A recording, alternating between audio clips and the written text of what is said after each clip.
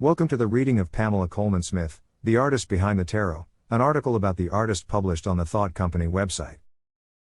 Written by Patty Wigington, it was last updated in July 2019. Here to present the article is Angie Wellington and myself, Bob Smith. Pamela Coleman Smith is perhaps best known for her design of the iconic Rider-Waite tarot cards, the deck that many new tarot readers choose to learn the ropes on. Smith was an unconventional, bohemian artist who traveled the world and rubbed elbows with people like Bram Stoker and William Butler Yeats. Pamela Coleman Smith was born in 1878, London, but she spent her childhood in Manchester and Jamaica with her parents. Smith was biracial, her mother was Jamaican and her father was a white American. As a teenager, Smith, nicknamed Pixie, attended art school in New York City at the Pratt Institute. After her mother passed away in 1896, Smith left Pratt without graduating to join a traveling theater group and lead the nomadic life of a troubadour. In addition to working on stage, Smith developed a reputation as a skilled costume and set designer.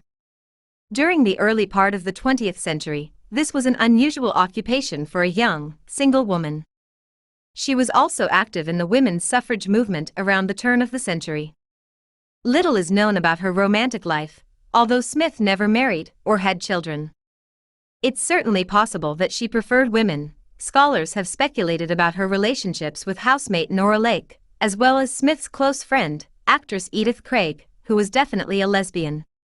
Smith surrounded herself with creative, intelligent people who valued her passion for art and her exotic appearance as well as her free spirit. Bob can finish telling you about this prolific illustrator, who churned out stunning graphics decades before the development of the computer and Photoshop. Thanks, Angie.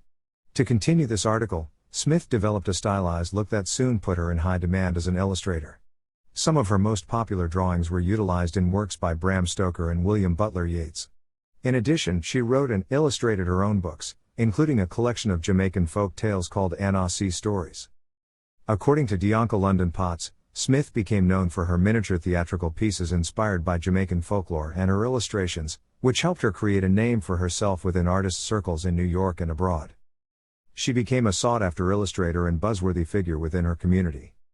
In 1907, photographer and art promoter Alfred Stieglitz gave Smith exhibition space for a collection of her paintings. She was the first painter to have her work exhibited in his gallery, as he primarily focused on the new art form of photography. Her early work with William Butler Yeats, she illustrated a book of his verses, which proved to be the catalyst for some changes in Smith's life. In 1901, Yeats introduced her to his friends in the Hermetic Order of the Golden Dawn. At some point in her Golden Dawn experience, she met the poet and mystic Edward Waite. Around 1909, Waite commissioned Smith to do the artwork for a new tarot deck he was interested in creating. Waite wanted to see a tarot deck in which every card was illustrated, an entirely new concept. Up until this point, throughout the history of tarot, decks primarily had illustrations only on the major arcana, and sometimes the court cards. The only known example of a fully illustrated deck up until this point was the Solabusca deck, commissioned by a wealthy Milanese family in the 1490s. Waite suggested Smith use Solabusca for her inspiration, and there are many similarities in the symbolism between the two decks. Smith was the first artist to use characters as representative images in the lower cards. Rather than just showing a group of cups, coins, wands or swords, Smith worked human beings into the mix and created a rich tapestry of occult symbolism that set the gold standard for modern tarot decks. Smith's original images were created using her preferred medium of gouache, a type of opaque watercolor mixed with natural pigments and a binding agent, a vivid coloring technique often found in advertising illustrations at the time. The resulting collection of 78 cards was published by Rider & Sons, and sold for a whopping 6 shillings as the first mass-market tarot deck. Thanks to the publisher and Edward Waite, the deck became known commercially as the Rider-Waite deck, although in some circles it is now referred to as the Waite-Smith deck, or even Rider-Waite-Smith, as credit to the artist. 2 years after creating her iconic tarot images, Smith converted to Catholicism, and a decade or so later, she used money from an inheritance to open a home for priests in Cornwall, England. Although Smith continued to produce illustrations, including several for the war effort during World War II, she didn't make much money from her work, and never earned royalties from her tarot images. Unfortunately, although her artwork was popular, she never gained mass commercial success, and she died penniless in Cornwall in September 1951. Afterwards, her personal effects, including unsold artwork, were auctioned off to settle outstanding debt. Thank you for listening to this article.